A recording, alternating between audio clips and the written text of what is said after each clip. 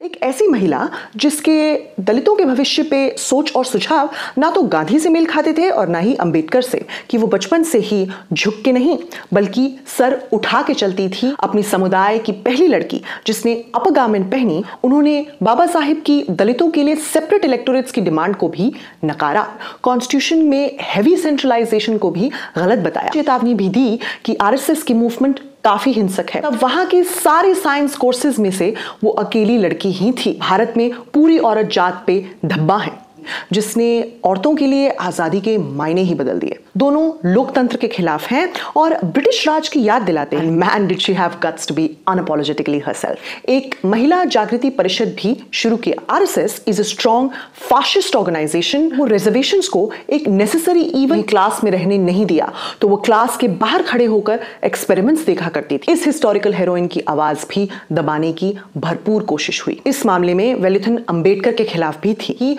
और upper caste के लिए रास्ता नहीं छोड़ती थी। बोल्ड, बेबाक और ब्रेनियक अपने हस्बैंड आर वेलुथन के साथ पहले दलित कपल का हिस्सा भी थी। आरएसएस एक फांसीवादी पार्टी है। सिर्फ लॉ बनाने से और उसके एग्जीक्यूशन से कास्टिज्म नहीं जाएगा। वेलुथन ने दलितों की रिजर्वेशंस के खिलाफ बोला। अपर कास्ट अकाउंटेबिलिटी ही जातिवाद। हेलो और नमस्कार, आपका स्वागत है आयशारों इतिहास में। मैं हूं डॉक्टर रुचिका शर्मा। मैं पेशे से एक इतिहासकार हूं और इतिहास की टीचर भी हूं। इसके अलावा मेरे कुछ और भी क्रेडेंशियल्स डिस्क्रिप्शन बॉक्स में मौजूद हैं। डिस्क्रिप्शन बॉक्स में आज के एपिसोड से जुड़ी सारी सोर्सेज जिनको यूज करके ये एपिसोड बनाया गया है वो भी मौजूद हैं। आप जाकर उन्हें पढ़ सकते हैं अपनी जिज्ञासावश या फिर मुझे फैक्ट चेक करने के लिए। आयशारों इतिहास एक पैशन प्रोजेक्ट है जहां हर एपिसोड में मैं एक इतिहास का टॉपिक डिस्कस करती हूं एक आईशैडो लुक के साथ। तो अगर आपको इतिहास पसंद है या फिर आईशैडो या दोनों ही, तो सब्सक्राइब जरूर कीजिएगा। आज का एपिसोड एक नई सीरीज का पार्ट है। आज से लेकर 15 अगस्त तक मैं हर हफ्ते एक वीडियो पोस्ट करूंगी और हर वीडियो में एक ऐसी भारतीय महिला की दास्तां होगी जिसने औरतों के लिए आज़ादी के मायने ही बदल दिए। देश को आज़ाद हुए 76 साल होने को आए हैं। इस दौरान हिंदुस्तान के इतिहास में वैसे भी औरतों की आवाज कमतर रही है, पर वो कौन सी ऐसी औरतें थी जिनकी बुलंद आवाज की वजह से आज भारतीय औरतों की स्थिति थोड़ी बेहतर नजर आती है। इन्हीं हिस्टोरिकल हीरोइंस पे बेस्ड है ये सीरीज, जो 15 अगस्त तक हफ्ते में एक बार एक हिस्टोरिकल हीरोइन की दास्तां सुनाएगी। इत्मीनान रखें, आपके वोटेड वीडियोस भी वीकेंड्स पे आएंगे। सोमनाथ मंदिर वाला वीडियो इस वीकेंड आ रहा है। ये series over and above all that है। इस हफ्ते की हिस्टोरिकल हीरोइन इतनी बेबाक थी कि उनका हर एक शब्द काफी इंस्पायरिंग है। लेकिन जैसा कि बेबाक औरतों के साथ अक्सर पितृसत्ता में होता है, इस हिस्टोरिकल हीरोइन की आवाज भी दबाने की भरपूर कोशिश हुई। न केवल दूसरे समुदाय के लोगों के द्वारा, बल्कि उनके अपने समुदाय के लोगों ने उन्हें काफी बार दरकिनार किया और नकारा। पर यह हिस्टोरिकल हीरोइन डटी रही, टस से मस न हुई। And man did she have guts to be unapologetically herself। तो आइए सुनते हैं इस बोल्ड, बेबाक और ब्रेनियक हिस्टोरिकल हीरोइन की दास्तां। चलें फिर। जब 1946 में कॉन्स्टिट्यूएंट असेंबली के इलेक्शंस हुए, तब भारत की पहली दलित महिला सदस्य भी चुनी गई। एक ऐसी महिला जिसके दलितों के भविष्य पे सोच और सुझाव ना तो गांधी से मेल खाते थे और ना ही अंबेडकर से, जिसने ना केवल दलित औरतों के उत्पीड़न के खिलाफ पुरजोर आवाज उठाई बल्कि उनकी पढ़ाई के लिए स्कॉलरशिप्स की भी गुहार लगाई, और जिसने कॉन्स्टिट्यूशन में हैवी सेंट्रलाइजेशन के खिलाफ बेबाक दलीलें दी कॉन्स्टिट्यूएंट असेंबली में। कोचिन के छोटे से टापू बोलघाटी की काफी पिछड़ी जाति पुलाय समुदाय में जन्मी दाक्षायणी वेलुथन। जब 1912 में दाक्षायणी का जन्म हुआ, तब उनके पिताजी को तीन नौकरियां करनी पड़ती थी अपना घर चलाने के लिए।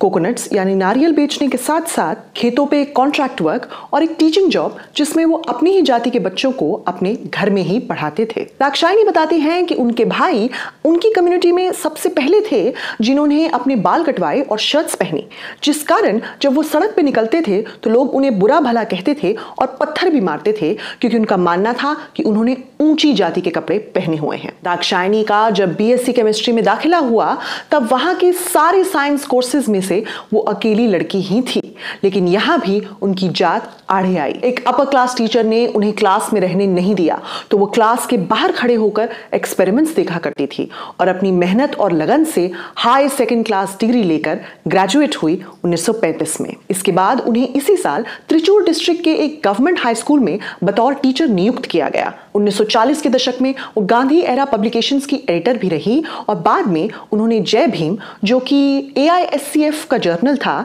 यानी all India schedule caste federation का जर्नल था, उसकी एडिटर भी बनी। इस जर्नल के माध्यम से दाक्षायणी ने अपना मत बेबाक ढंग से रखा।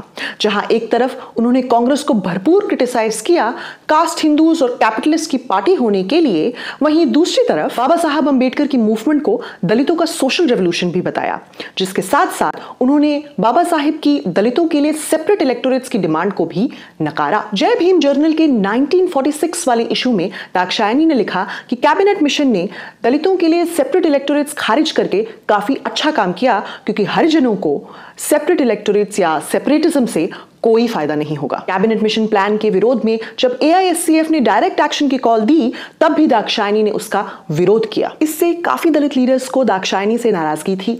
उन्हें गद्दार, unworthy creature, woman who had fallen to the depths of moral turpitude भी कहा गया, यानी वो औरत जिसने बदचलनी की हदें लांघ दी हों। उन्हें यहां तक भी कहा गया कि वो भारत में पूरी औरत जात पे धब्बा है। ये सारे कटाक्ष दाक्षायणी पे उनके अपने समुदाय के लोगों ने ही किए थे, जिनके लिए वो खूब लड़ी। इससे दो बातें साफ हो जाती हैं। पहला, दाक्षायणी अपना मत अपनी समझ से रखती थी।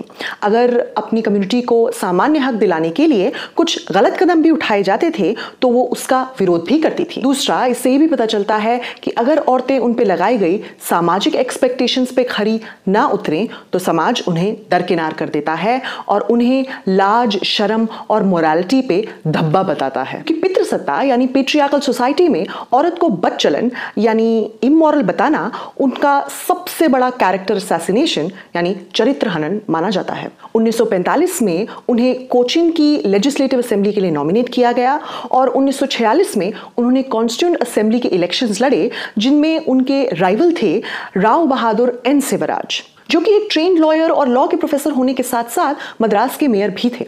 इस चुनाव में दाक्षायणी को अपने करियर की सबसे ज्यादा ऑपोजिशन झेलनी पड़ी। ना तो उनके पास वो पॉलिटिकल प्रिविलेजेस थे जो उनके ओपोनेंट शिवराज के पास थे और ना ही उनके पास उतना सपोर्ट। कांग्रेस ने सरदार पटेल को लिखकर कहा कि दाक्षायणी ने कांग्रेस को और गांधी को काफी अपशब्द कहे हैं और उन्हें पॉलिटिक्स का ABCD भी नहीं आता, तो उन्हें मद्रास से कॉन्स्टिट्यूएंट असेंबली की सीट नहीं मिलनी चाहिए। मद्रास के हरिजन्स ने भी दाक्षायणी को अपोज किया क्योंकि वो एक मलयाली थी जो मद्रास से चुनाव लड़ रही थी। इसी कारण जी अरुलप्पन, जो कि एक दलित मेल एक्टिविस्ट थे, उन्होंने आमरण अनशन यानी फास्ट ऑन टू डेथ शुरू किया दाक्षायणी की नॉमिनेशन के खिलाफ। इन सब ऑपोजिशंस के बावजूद दाक्षायणी कॉन्स्टिट्यूएंट असेंबली के इलेक्शंस जीत गई। अपनी जीवनी में वेलिथन इस इलेक्शन को इंटरेस्टिंग और हिस्टोरिकल बताती हैं क्योंकि वो ये इलेक्शन एक रिकाउंटिंग के बाद जीती थी। कॉन्स्टिट्यूएंट असेंबली का हिस्सा बनकर वेलिथन ने अपनी आवाज और भी बढ़ाई। उनके दिल के सबसे करीब था दलितों की एजुकेशन का मुद्दा, जिसके लिए उन्होंने स्कॉलरशिप्स की गुहार लगाई, खासकर कि उन दलित स्टूडेंट्स के लिए जो विदेश जाकर अपनी पढ़ाई पूरी करना चाहते थे। वेलिथन ने दलितों को अपर कास्ट वायलेंस से बचाने के लिए सुझाव भी पेश किए, खासकर कि दलित वर्कर्स और महिलाओं की सुरक्षा के लिए। दो और महिला सदस्य यानी बेगम एजाज रसूल और एनी मैस्करेनस के साथ मिलकर दाक्षायणी ने रेलवेज में औरतों के लिए separate compartments, special waiting room और कड़ी सुरक्षा की गुहार भी लगाई। जब 1948 में कॉन्स्टिट्यूएंट असेंबली में फैक्ट्रीज बिल इंट्रोड्यूस हुआ, तब रेणुका रे, जो कि कॉन्स्टिट्यूएंट असेंबली की 15 महिला मेंबर्स में से एक थी, उन्होंने महिला वर्कर्स को नाइट शिफ्ट में काम करने देने की दलील पेश की। लेकिन इसका दाक्षायणी ने विरोध किया क्योंकि इस दलील में औरतों की स्पेसिफिक नीड्स जैसे कि उनकी सुरक्षा, खासकर कि दलित महिला वर्कर्स की सुरक्षा का ध्यान नहीं रखा गया था। ऐसे करने से दाक्षायणी ने कहा कि औरतें सेक्सलेस लेबर हो जाएगी जाएंगी और इससे औरतों का ही नुकसान होगा। इसी इक्विटी ओवर इक्वालिटी की समझ लेकर वेल्यूथन ने महिला फैक्ट्री वर्कर्स के लिए सेपरेट रेस्टरूम्स और मिड डे मील्स की मांग भी रखी। उन्होंने उस समय के लेबर मिनिस्टर बाबू जगजीवन राम से ये पूछा कि क्या औरतों को मर्दों से न केवल इक्वल बल्कि ज्यादा पे मिल सकती है। इसके अलावा वेल्यूथन सेपरेटिज्म के सख्त खिलाफ थी। इसी के चलते उन्होंने राष्ट्रीय स्वयंसेवक संघ यानी आरएसएस के खिलाफ विरोध किया, यह कहते हुए कि RSS is a strong fascist organization that has got support in influential quarters both inside and outside the government। यानी आरएसएस एक फासीवादी पार्टी है जिसे नामी गिरामी लोगों का सपोर्ट है। उन्होंने ये चेतावनी भी दी कि आरएसएस की मूवमेंट काफी हिंसक है और हमारे राष्ट्र के जड़ों तक पहुंच रही है। सेपरेटिज्म को नकारने के लिए ही वेल्यूथन ने दलितों की रिजर्वेशंस के खिलाफ बोला। उनके हिसाब से रिजर्वेशंस काफी पैट्रोनाइजिंग होंगी और कास्टिज्म के सिर्फ सिम्टम्स को ही ठीक कर पाएंगी, उसके असली रीजन को नहीं। वेल्यूथन के मुताबिक रिजर्वेशंस नहीं बल्कि अपर कास्ट अकाउंटेबिलिटी ही जातिवाद को देश से सच में खत्म कर सकती है। सिर्फ लॉ बनाने से और उसके एग्जीक्यूशन से कास्टिज्म नहीं जाएगा। वेल्यूथन का कहना था कि सामाजिक बदलाव ही ऐसा कर सकता है। इस मामले में वेल्यूथन अंबेडकर के खिलाफ भी थी। उनका मानना था कि अगर पॉलिटिक्स में दलितों को रिजर्वेशन मिल जाए तो सारी पॉलिटिकल पार्टीज दलितों को लुभाने में जुट जाएंगी सिर्फ इलेक्शंस जीतने के लिए, लेकिन दलितों के हित में बात कोई पॉलिटिकल पार्टी नहीं करेगी। वो तो केवल वाकई सोशलिस्ट रिपब्लिक भारत में ही हो सकता है। हालांकि उन्होंने ये भी कहा कि जब तक ऐसा नहीं होता तब तक वो रिजर्वेशंस को एक नेसेसरी ईवल की तरह स्वीकारती हैं। वेल्यूथन ने कॉन्स्टिट्यूएंट असेंबली का हिस्सा होकर कॉन्स्टिट्यूशन में हैवी सेंट्रलाइजेशन को भी गलत बताया। उन्होंने कहा कि एक अनइलेक्टेड गवर्नर की फिगर होना और यूनियन टेरिटरीज का सेंट्रली कंट्रोल्ड होना दोनों लोकतंत्र के खिलाफ हैं और ब्रिटिश राज की याद दिलाते हैं जो सिर्फ एक मिलिट्री स्टेट बनाना चाहते थे। उन्होंने तो ये तक कहा कि ड्राफ्ट कॉन्स्टिट्यूशन को भारत की जनता के सामने रखना चाहिए और एक रेफरेंडम करना चाहिए लोगों से ये पूछने के लिए कि क्या उन्हें भारत का कॉन्स्टिट्यूशन स्वीकार्य है भी या नहीं। अपनी समुदाय की पहली लड़की जिसने अपर गारमेंट पहनी अपने हस्बैंड आर वेल्यूथन के साथ पहले दलित कपल का हिस्सा भी थी जिसमें पति और पत्नी दोनों अलग अलग पार्टीज को बिलोंग करते थे। दाक्षायणी इंडियन नेशनल कांग्रेस के साथ और उनके पति आर.एम. लोहिया की संयुक्त सोशलिस्ट पार्टी में। उनकी बेटी मीरा वेल्यूथन लिखती हैं कि अपना परिवार चलाने के लिए बाद में दाक्षायणी ने लाइफ इंश्योरेंस कॉर्पोरेशन की नौकरी भी की और दलित औरतों का भविष्य सुधारने के लिए एक महिला जागृति परिषद भी शुरू किया। दाक्षायणी ने अपनी जीवनी में लिखा है कि वो बचपन से ही झुक के नहीं बल्कि सर उठा के चलती थी और अपर कास्ट के लिए रास्ता नहीं छोड़ती थी और यही आदत उनके जीवन का सार भी थी। जहां दाक्षायणी ने अपना सर ऊंचा करके अपनी आवाज बुलंद की, अपने लिए, अपने समुदाय के लिए और अपने देश के लिए, चाहे फिर इससे किसी को गुरेज हो या नहीं। तो ये था आज का एपिसोड। आपको ये एपिसोड कैसा लगा कमेंट सेक्शन में कमेंट करके ज़रूर बताइएगा और अगर आपको ये एपिसोड पसंद आया हो तो लाइक, शेयर और चैनल को सब्सक्राइब भी ज़रूर कीजिएगा। याद रखिए कि आज के एपिसोड से जुड़ी हुई सारी सोर्सेज डिस्क्रिप्शन बॉक्स में लिस्टेड हैं, अगर आप इन्हें अपनी जिज्ञासावश पढ़ना चाहें या फिर मुझे फैक्ट चेक करने के लिए।